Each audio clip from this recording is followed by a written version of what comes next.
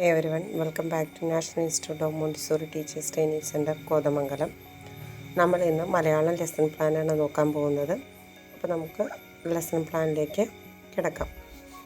First നമ്മൾ ഡേയും date എഴുതുക, ഏത് ക്ലാസ് ആണെന്ന് മെൻഷൻ ചെയ്യുക. ഇത് LKG മുതൽ ക്ലാസ് 2 വരെയുള്ള കുട്ടികൾക്ക് പറ്റുന്ന ലെസൺ പ്ലാനാണ് വരുന്നത്. മലയാളമാണ് നമ്മുടെ സബ്ജക്റ്റ്. അതിനകത്ത് അക്ഷരങ്ങളും ചിഹ്നങ്ങളും ആണ് നമ്മുടെ ടോപ്പിക്ക് വരുന്നത്. അപ്പോൾ കണ്ടൻറ്റ് സ്വരാക്ഷരം ഈയും എന്ന് പറഞ്ഞ അക്ഷരവും ആണ് നമ്മൾ ഇന്ന് നോക്കുന്നത്. അപ്പോൾ ഇതിൻ്റെ ലേണിംഗ് ഒബ്ജക്റ്റീവ് എന്താണെന്ന് നോക്കാം. അതായത് ലേണിംഗ് ഒബ്ജക്റ്റീവ് എന്ന് വെച്ച് കഴിഞ്ഞിട്ടുണ്ടെങ്കിൽ ഇതിൽ എന്തെല്ലാം കാര്യങ്ങളാണ് കുട്ടി മനസ്സിലാക്കുന്നത്, ലേൺ ചെയ്യുന്നത് എന്നാണ്. ഭാഷാ ശൈലി, അതുപോലെ അക്ഷരസ്ഫുടത, അക്ഷരങ്ങൾ തിരിച്ചറിയുക, ചിത്ര സംയോജനം, കൈകളുടെയും കണ്ണുകളുടെയും ഏകോപനം, ഇതെല്ലാമാണ് ലേണിംഗ് ഒബ്ജക്റ്റീവായിട്ട് വരുന്നത്. ഭാഷ സംയോജന ശൈലി എന്ന് വെച്ച് കഴിഞ്ഞിട്ടുണ്ടെങ്കിൽ ഒരു വാക്ക് കണ്ടു കഴിഞ്ഞിട്ടുണ്ടെങ്കിൽ, അതായത് ഈ എന്ന് പറഞ്ഞ ഒരു അക്ഷരമാണ് നമ്മൾ പഠിപ്പിക്കുന്നത്. അപ്പം ഈ ചേർന്ന് വരുന്ന വാക്കുകളാണ് നമ്മളവിടെ മെൻഷൻ ചെയ്യുന്നത്. ഈ ഇല, ഈ ഇവ, ഇര, അങ്ങനെയുള്ള വാക്കുകൾ. അപ്പം ഈ പറയുന്ന വാക്കുകൾ ഇല എന്ന് പറയുമ്പം അതിൻ്റെ അകത്ത് വരുന്ന ഭാഷാ സംയോജന ശൈലി എന്ന് പറയുന്നത് ഇലയുടെ നിറം എന്താണ്, ആ ഭാഷ സംയോജിക്കുകയാണ് വേറെ പദങ്ങളുമായിട്ട്, അല്ലേ? അതാണ് സംയോജന ശൈലി എന്നുകൊണ്ട് ഉദ്ദേശിക്കുന്നത്. അതുപോലെ തന്നെ അക്ഷരസ്ഫുടത, വ്യക്തമായിട്ടും ഉച്ചാരണം കറക്റ്റാവുക, അതാണ് അക്ഷരസ്ഫുടത കൊണ്ട് ഉദ്ദേശിക്കുന്നത്. പിന്നെ ചിത്രങ്ങൾ കാണിച്ചിട്ട് അത് ഏത് വാക്കാണെന്ന്, അതായത് അതിൻ്റെ ഫസ്റ്റ് അക്ഷരം ഏതാണെന്ന് മനസ്സിലാക്കുക കൊടുക്കുക കുട്ടിക്ക്. അപ്പം ഈ ചേർന്ന് വരുന്ന ഇല, ഇര, ഇമ, ഇതെല്ലാം കൊടുക്കുക. ഇമ എന്ന് വെച്ചാൽ കണ്ണാണല്ലേ. അപ്പം കണ്ണിൻ്റെ വേറെ വാക്കുകൾ അവിടെ അപ്പോൾ കുട്ടിക്ക് എന്താണ് അത് ഏത് ഇതുമായിട്ടാണ് സംയോജിച്ചു എന്നുള്ളതൊക്കെ മനസ്സിലാക്കാൻ പറ്റും. പിന്നെ കൈകളുടെയും കണ്ണുകളുടെയും ഏകോപനമാണ് സാധ്യമാവുന്നത്. അതുപോലെ തന്നെ ഭാഷാ ശൈലിയുടെ വർധനവും ഉണ്ടാവുന്നു.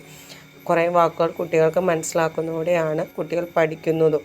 ഇപ്പം കണ്ണിന് പറയുന്ന വേറൊരു പേരാണ് ഇമ എന്ന് പറയുന്നത്. അപ്പം ഇമ എന്ന് പറയുന്നത് അവർക്കുടെ ലാംഗ്വേജ് ഡെവലപ്മെൻറ്റിൽ പുതിയൊരു വാക്കാണ്, അല്ലേ? അതുകൊണ്ടാണ് ഭാഷയുടെ വർധനവ് എന്ന് പറയുന്നത്. Then teaching methodology.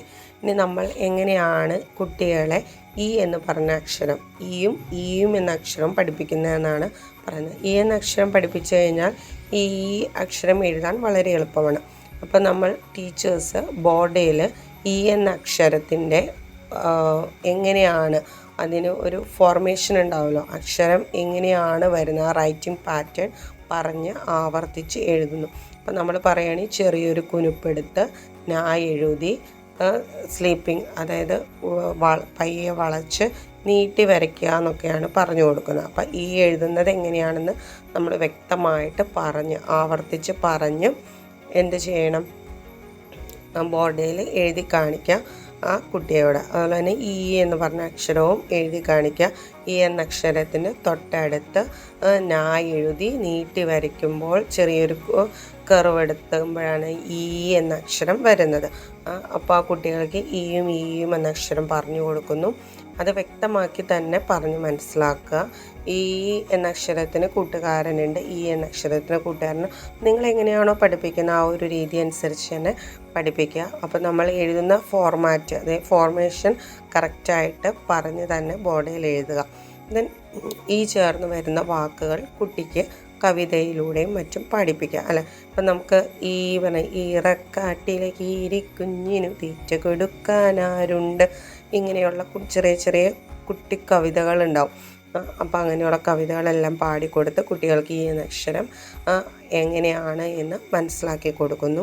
ദെൻ പുസ്തകത്തിൽ കാണിച്ചിരിക്കുന്ന ചിത്രങ്ങൾ ചൂണ്ടിക്കാണിച്ച് ഓരോ ചിത്രത്തിൻ്റെയും പേരും അതിൻ്റെ ആദ്യാക്ഷരമായ ഈയും കുട്ടികളുടെ മനസ്സിൽ വ്യക്തമാക്കി ഉറപ്പിച്ചു കൊടുക്കുന്നു.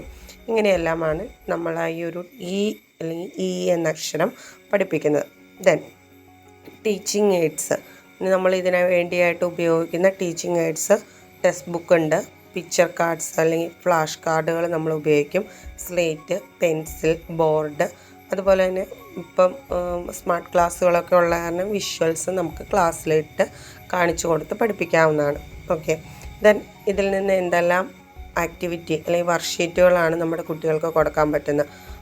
ഈ ചേർന്ന് വരുന്ന അക്ഷരങ്ങൾ വട്ടത്തിലാക്കുക, ഈ ചേർന്ന് വരുന്ന അക്ഷരങ്ങൾ ടിക്കിടുക, ശരിയിടുക, ഇങ്ങനെയൊക്കെ നമുക്ക് കൊടുക്കാവുന്ന. അതുപോലെ തന്നെ ഈ ചേർന്ന് വരുന്ന കുറച്ച് വാക്കുകൾ പറയുക, ഈ ചേർന്ന് വരുന്ന ഒരു പാട്ട് പാടുക, അങ്ങനെയെല്ലാമാണ് നമ്മൾ ആക്ടിവിറ്റി ആയിട്ട് കൊടുക്കുന്നത്.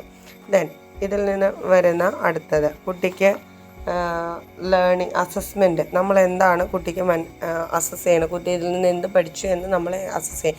ഒബ്സർവേഷൻ ആൻഡ് ക്വസ്റ്റ്യനിങ് മോഡലിൽ നമ്മൾ കുട്ടിയെ മനസ്സിലാക്കുന്നു. ഈ എന്ന അക്ഷരം കുട്ടി പഠിച്ചോ എന്ന് നമ്മൾ മനസ്സിലാക്കുന്നു. ദെൻ അഡീഷണൽ ലേണിംഗ്, ഇതിൽ വരുന്ന അഡീഷണലായിട്ട് കുട്ടി കൂടുതലായിട്ട് എന്താണ് ഇതിൽ നിന്ന് പഠിച്ചത്. കുട്ടി കവിതകൾ കുട്ടികൾ പഠിക്കുന്നു.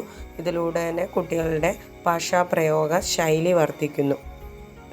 ദെൻ ചിത്ര സംയോജനം കൂടുന്നു. ഇതെല്ലാമാണ് വരുന്നത്. ദെൻ ലേണിംഗ് ഔട്ട്കം, കുട്ടി ഇതിൽ നിന്ന് വ്യക്തമാക്കിയതും കറക്റ്റായിട്ട് പഠിച്ചതും എന്താണ്. അക്ഷരങ്ങൾ, ഈ എന്ന് ചേർന്ന് വരുന്ന അക്ഷരങ്ങൾ ചുറ്റുപാടിൽ നിന്നും കണ്ടെത്തി പറയുവാൻ പഠിക്കുന്നു. ഇപ്പം നമുക്കറിയാം, കുട്ടികളാവാൻ നേരത്ത് അവർക്കിടെ വീടിൻ്റെ ഉള്ളിലുള്ള വസ്തുക്കളും അല്ലെങ്കിൽ അവർ പുറത്തേക്കിടെ നടക്കുമ്പോഴും ഈ ആയിട്ട് ബന്ധപ്പെട്ട് വരുന്ന വാക്കുകൾ കണ്ടുപിടിക്കുകയും അത് പറയുകയും ചെയ്യുന്നു. അപ്പോൾ ഈ എന്ന അക്ഷരവും സെയിം വേയിൽ തന്നെയാണ്. അപ്പോൾ അതിൻ്റെ ഫോർമേഷൻ മാത്രമേ വ്യത്യാസമുള്ളൂ. ഈ എന്ന അക്ഷരത്തിന് ചെറിയൊരു കൂട്ടുകാരനുണ്ട്. ആ കൂട്ടുകാരൻ നായി എഴുതി ചെറിയതായിട്ടൊരു കർവ് പോലെ നീട്ടി വരയ്ക്കുന്നതാണ് ഈ എന്ന് പറഞ്ഞെഴുതി കൊടുക്കുക. ഓക്കെ, അപ്പോൾ നിങ്ങൾക്ക് ഈ ഒരു വീഡിയോ ഹെൽപ്ഫുൾ ആയിരിക്കുമെന്ന് വിചാരിക്കുന്നു. ഹെൽപ്ഫുൾ ആയിട്ടുണ്ടെങ്കിൽ ഒന്ന് ലൈക്ക് ചെയ്ത് സബ്സ്ക്രൈബ് ചെയ്ത് ഒന്ന് സപ്പോർട്ട് ചെയ്യണേ. Okay, thank you.